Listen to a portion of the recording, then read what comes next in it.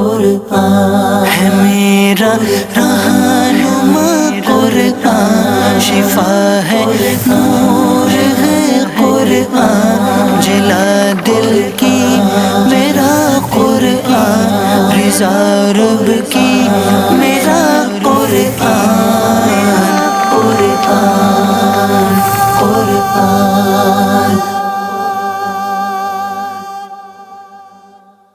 الحمدللہ رب العالمین والصلاة والسلام علی سید المرسلین، اما بعد فاعوذ باللہ من الشیطان الرجیم، بسم اللہ الرحمن الرحیم۔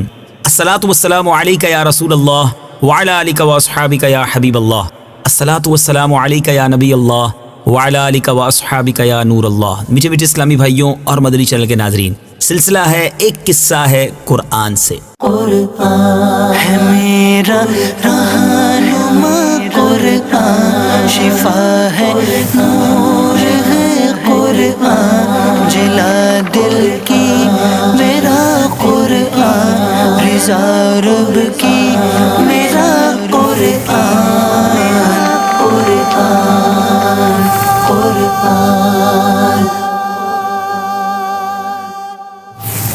میٹھے میٹھے اسلامی بھائیوں اور مدنی چینل کے ناظرین، آج ایک نہایت ہی انوکھے قصے کو ہم نے سننا بھی ہے اور کچھ سمجھنا بھی ہے۔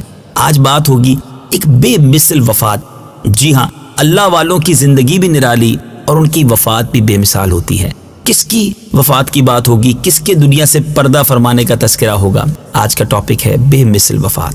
کیا بات ہے قرآن پاک کی، کیسے خوبصورت پیارے پیارے واقعات ہمارے لیے قرآن مجید میں موجود ہیں۔ اگر پڑھیں سمجھیں تو یقیناً فیضان قرآن سے دل منور ہوتے چلے جائیں گے۔ اگر آپ کسی مصروفیت میں ہیں تو کچھ دیر کے لیے فارغ ہو جائیے، اللہ کے کلام سے خوبصورت واقعہ لے کر ہم حاضر ہوئے ہیں۔ ملک شام میں جس جگہ حضرت موسیٰ علیہ السلام کا خیمہ گاڑا گیا تھا، ٹھیک اسی جگہ حضرت داؤد علیہ السلام نے بیت المقدس کی بنیاد رکھی۔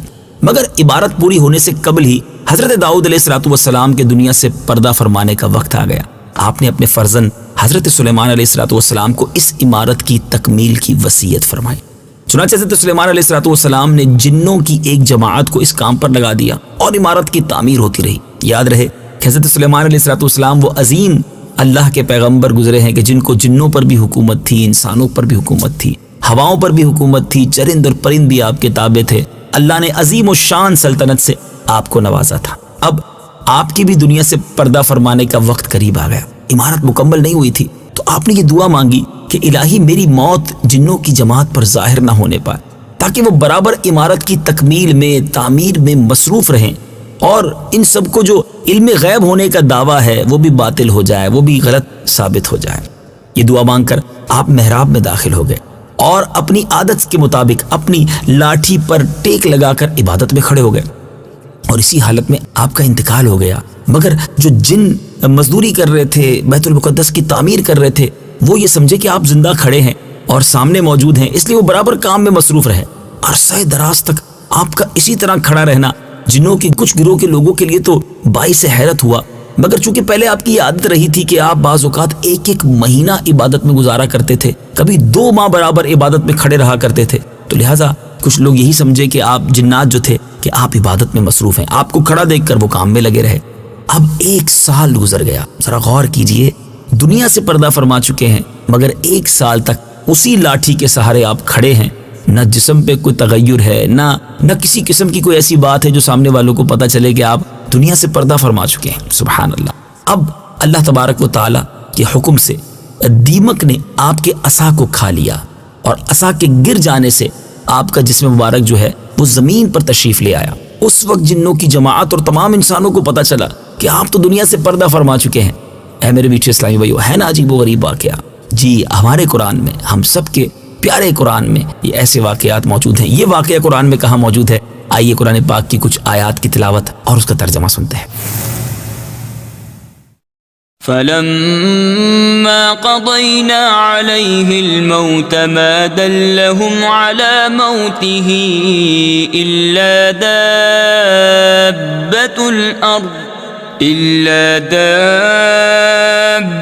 الْأَرْضِ تَأْكُلُ مِنْ سَأَتَهُ فَلَمَّا خَرَّ تَبَيَّنَتِ الْجِنُّ أَنْ لَوْ كَانُوا يَعْلَمُونَ الْغَيْبَ يعلمون الغيب ما لبثوا في العذاب المهين. ترجمہ: پھر جب ہم نے سلیمان پر موت کا حکم بھیجا تو جنوں کو اس کی موت زمین کی دیمک نے ہی بتائی جو اس کا عصا کھا رہی تھی. پھر جب سلیمان زمین پر آ رہا تو جنوں پر یہ حقیقت کھل گئی کہ اگر وہ غیب جانتے ہوتے تو اس ذلت و خواری کے عذاب میں نہ رہتے.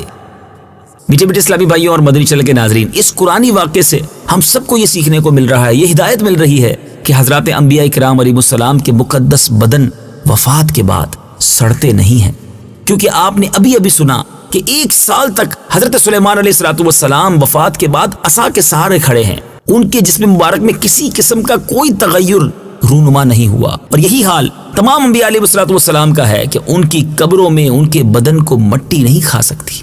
چنانچہ حدیث پاک میں ہے جس کو ابن ماجہ نے روایت کیا ہے، ان اللہ حرم علی الارض ان تأکل اجساد الانبیاء فنبی اللہ حی یرزق. سبحان اللہ. ابن ماجہ کی حدیث کا مطلب کیا بنتا ہے؟ مطلب یہ ہے کہ بے شک اللہ نے زمین پر حرام فرما دیا ہے کہ وہ انبیاء کے جسموں کو کھائے، لہٰذا اللہ کے نبی زندہ ہیں اور ان کو روزی دی جاتی ہے. کیا بات ہے! یہ قرآنی واقعہ مجھے اور آپ کو سکھا رہا ہے کہ حضرت سلیمان علیہ السلام 1 سال ہو گیا دنیا سے پردہ فرمائے ہوئے، مگر اپنے عصا کے سہارے کھڑے ہیں. سبحان اللہ. کیا معجزہ بھی ہے. ان تمام لوگوں کے لیے جواب ہے کہ انبیاء علیہ السلام کو پردہ فرمانے کے بعد بھی وہ حیات ہیں کہ نہیں. سبحان اللہ. اور حاشیہ مشکات میں تحریر ہے کہ ہر نبی کی یہی شان ہے کہ وہ قبروں میں زندہ ہیں اور اللہ تعالیٰ ان کو روزی عطا فرماتا ہے. اے میرے میٹھے اسلامی بھائیوں، اسی لیے الحمدللہ عاشقان رسول کا ساری دنیا میں یہی عقیدہ ہے کہ حضرات انبیاء کرام علیہ السلام اپنی اپنی مقدس قبروں میں حیات جسمانی کے لوازم کے ساتھ زندہ ہیں.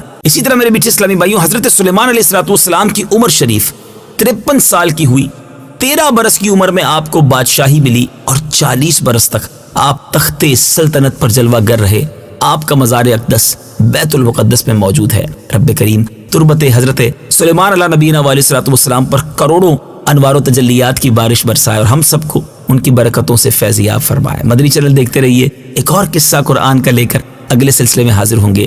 صلو علی الحبیب صلی اللہ تعالی علی محمد صلی اللہ علیہ وسلم. قرآن ہے میرا رہنما، قرآن شفا ہے، نور ہے قرآن، جلا دل کی میرا قرآن، رضا رب کی میرا قرآن.